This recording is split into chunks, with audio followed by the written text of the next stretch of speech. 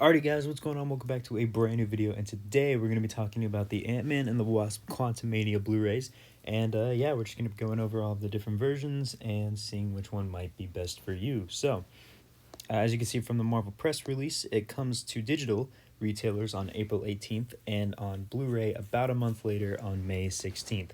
So this is the standard Blu-ray, and I think it looks pretty good. The only thing that really kind of stands out to me is Paul Rudd. He looks like photoshopped in there. Like, I don't know, like Evangeline Lilly's doing this really cool stance, and then the rest of them are just kind of in the background, but it's like Paul Rudd's just kind of like standing there. I think that's really weird because they use that for like all of the rest of the covers for like the standard wide releases. So yeah, but I think this is a pretty okay cover. um yeah, I think it's, I mean, to be honest, just to talk about the movie for a second, I thought it was just okay.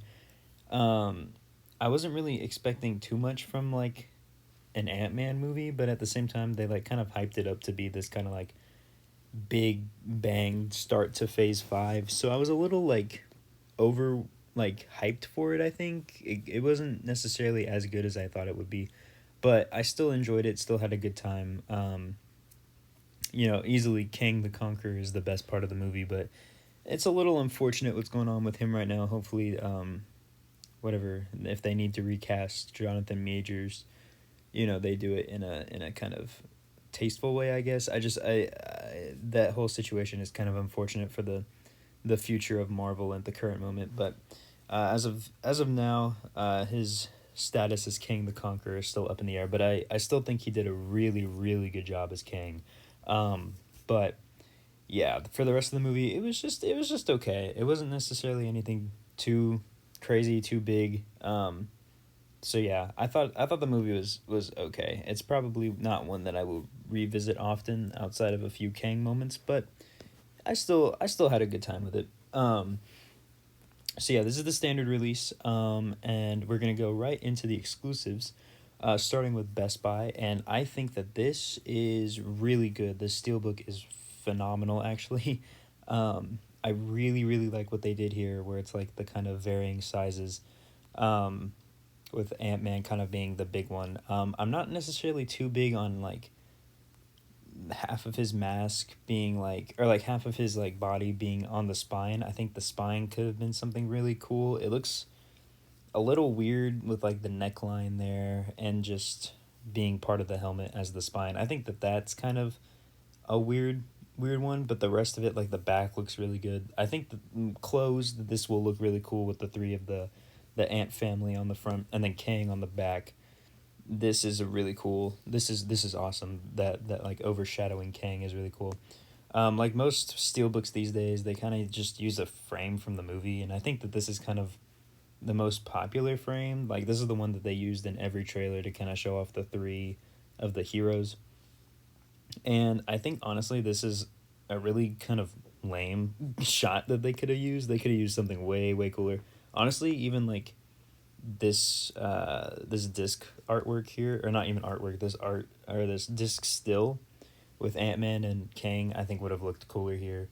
But anyway, I digress. This is still a really really good option for you if you were looking for an exclusive. And speaking of really good option, I actually really like the Walmart edition. And usually like Walmart's kind of been like a little bit of a letdown these days. It's just kind of whatever, but I think that this is really cool. It kind of plays with the different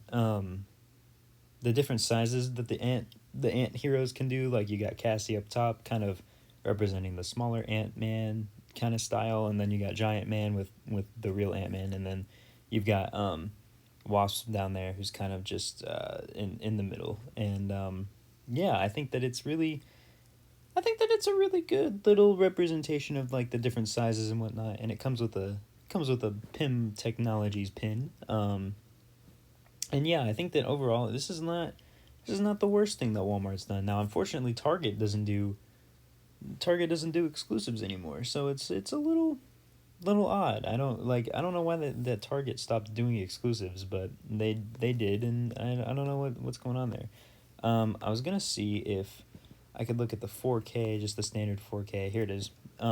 Just to show you guys real quick, just because I showed off the standard Blu-ray, and I think that this one's fine. This one's for Scott Lang's like stance, it's still there, but it's not as jarring, I don't think. I think the problem with the standard one is that it's a full body shot, and then this one, like, his feet are kind of cut off by that cinematic universe edition at the bottom, which I think that that's dumb anyway. They need to get rid of the little, like, red block there. I think that's really stupid. But I really like this, like, kind of circle outline that they got going on. I think that that's really cool.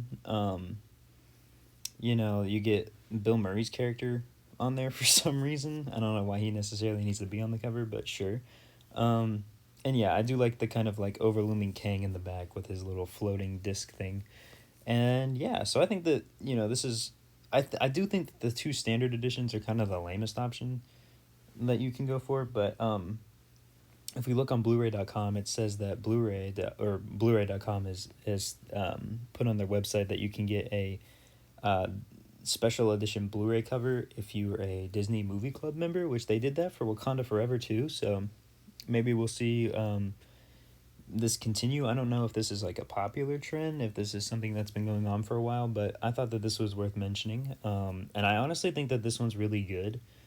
I really like the kind of helmets in the middle with the characters kind of interfused in the middle there.